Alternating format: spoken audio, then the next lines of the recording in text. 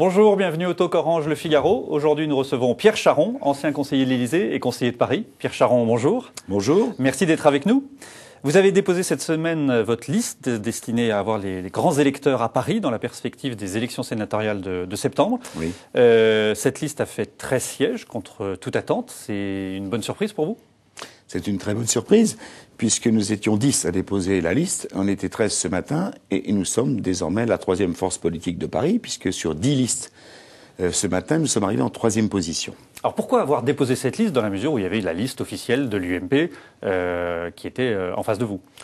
Bon, c'est un secret pour personne qu'on était en désaccord avec cette liste, où il n'y a pas eu vraiment de concertation pour la faire. Elle était un peu bloquée. On a donc demandé, en temps voulu, avant la Commission nationale d'investiture, la 4e place, qui était la 4e éligible. Et on ne l'a pas eue. Donc à partir de ce moment-là, dès lors qu'il n'y avait pas de concertation, on a décidé donc de se réunir pour faire un enclos de grands électeurs différents. C'est pas une liste sénatoriale qu'on a déposée. C'est un enclos de grands électeurs qui ne sont pas d'accord. C'est une première étape avant le dépôt C'est le d'une premier liste. étage de la fusée. Premier étage de la fusée avant le 25 septembre. C'est le vrai rendez-vous, c'est le 25 septembre. Mais on a été agréablement surpris ce matin de voir que visiblement des tas de gens à l'UMP, comme c'est un vote à bulletin secret, votaient pour nous. En même temps, vous prenez le risque de diviser la majorité, d'être accusé d'entrer en dissidence ? Oui, on prend ce risque, mais j'ai une réponse à ça. Il y a 6 ans, il y avait 3 listes dissidentes au départ. Et on a fait 5 sièges. Donc la multiplicité de listes ne fait pas forcément perdre. Ce qu'il faut, quand on y va, c'est y aller avec l'assurance de faire un siège. Et la démonstration de ce matin, c'était de montrer qu'on faisait un siège. Y aller pour y aller afin d'embêter le monde, ça sert à rien. Et ça, c'est nuisible. Mais quand on fait un siège, ça fait 3 plus 1 ou 2 plus 2. C'est 4 de toute façon. De toute façon, oui, voilà, l'UMP, parce qu'on a perdu des grands électeurs. On a perdu des grands électeurs du fait qu'on ait perdu les élections précédentes, un peu. Et donc, on ne peut plus faire 5 sièges, on peut faire que 4. Alors, 3 plus 1 ou 2 plus 2, de toute façon, c'est pour la majorité présidentielle, titre de notre liste d'ailleurs ce matin. Oui, voilà, vous avez appelé votre liste majorité présidentielle, ça veut dire que vous avez le soutien de l'Élysée dans votre démarche ? Pas du tout, ça veut dire, le président de la République ne doit pas être trop mêlé à ça, je crois, d'ailleurs ceux qui s'en servent ont tort, ainsi que François Fillon, qui s'était exprimé là-dessus cette semaine. Non, nous, c'est une offre complémentaire. Voilà, c'est pas une liste dissidente, une liste contre. Non, c'est complémentaire. On n'est pas d'accord avec ce qui s'est passé. Le but de l'opération, à l'arrivée, pour le président Larcher, c'est d'être 4 de toute façon à voter pour lui. Mais peu importe. Il n'y a aucun risque que vous perdiez, que la droite perde un siège avec la multiplication de listes. La démonstration de ce matin, c'est qu'en tout cas, ça ne peut pas être de notre faute à nous. Sur les 10 listes, les centristes ont fait 9 sièges, par exemple. Il faut 13 pour faire un sénateur. On a fait 13. Maintenant, l'argument tombe. Nous, on ne fait plus perdre. On change simplement peut-être la fin de liste avec laquelle on n'est pas tout à fait d'accord. Oui, c'est ça. Là, c'est le premier étage de la fusée, ce que vous nous avez expliqué. Vous êtes déterminé à aller jusqu'au bout, ou alors, si l'UMP change d'attitude vis-à-vis de vous, il peut y avoir des discussions qui amèneraient à ce que vous vous regroupiez. Je sais pas, je peux pas vous le dire maintenant. Quand on monte quelque chose, c'est pour continuer. Le premier étage, c'est fait. La démonstration était la plus dure, c'était ce matin. Bon, maintenant que c'est démontré, passons maintenant à la phase suivante. Si on n'est pas d'accord aujourd'hui, on ne sera pas d'accord demain. Donc vous êtes déterminé à aller jusqu'au bout et à déposer votre liste pour les sénateurs. Il n'y a pas de serment à prendre, ça serait ridicule. Mais on continue, oui, on continue allègrement. Claude Goisguen et Pierre Lelouch étaient récemment les invités du talk. Je vous propose de les écouter. François Fillon n'a pas à aller gêner Rachida Dati, qui a eu suffisamment de mal pour se faire élire, et que c'est une très mauvaise idée d'avoir un Premier ministre qui, tout d'un coup, se propulse comme candidat à Paris. Un Premier ministre, c'est fait pour nommer des préfets. C'est pas fait pour s'autodésigner candidat. Je dis simplement que François Fillon est un homme de grande qualité, et que d'avoir des hommes de grande qualité à Paris, c'est pas une mauvaise idée. Voilà. Cette division qui est en train d'être étalée parmi les gens qui sont à Paris. C'est le retour des divisions à droite. Là, on ne parle plus des sénatoriales, on est sur les législatives de 2012, l'arrivée possible de François Fillon à Paris. Écoutez, par rapport à tous ceux qui se réclament de François Fillon, je le connais mieux que ceux qui se réclament de François Fillon.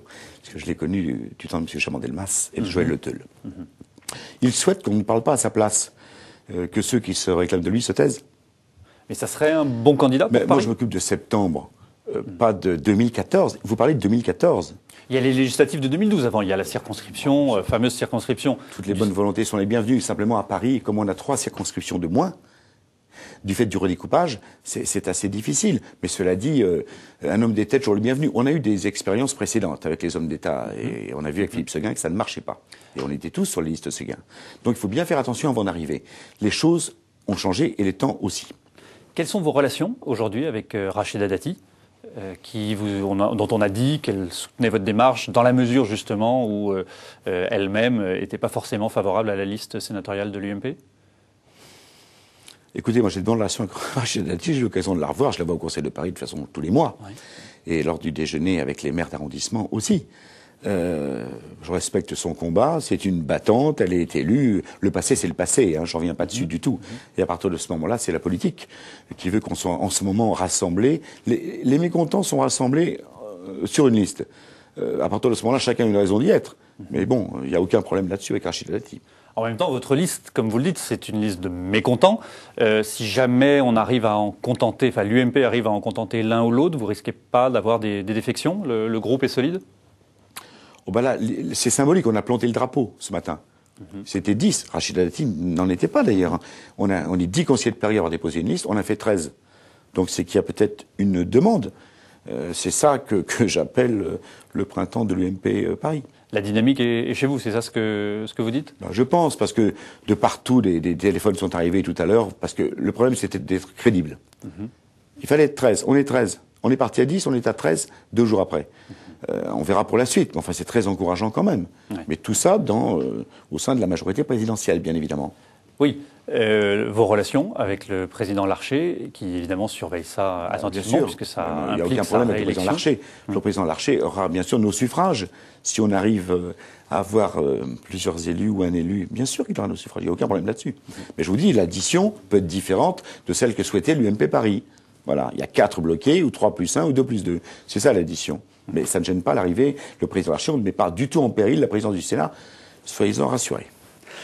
Pour 2012, vous qui avez été un des conseillers de Nicolas Sarkozy, depuis quelque temps, on voit que Nicolas Sarkozy a changé de stratégie. Il est moins présent dans les médias. Il laisse François Fillon un peu en première ligne. C'est une bonne stratégie? C'est une stratégie qui devrait payer, selon vous? La stratégie du sortant n'est pas la même que celle qui est dans la conquête. À partir de ce moment-là, je trouve que c'est une très bonne idée de faire ce qu'il a fait. Moi, vous savez, j'ai pas de problème de brevet de sarkozysme à avoir. Hein. Je suis viscéralement attaché à Nicolas Sarkozy, de toute façon. Et j'ai 25 ans d'ancienneté pour ça, donc j'ai pas besoin d'avoir des brevets. Je pense qu'il a un génie en lui, c'est qu'il transforme le plomb en or.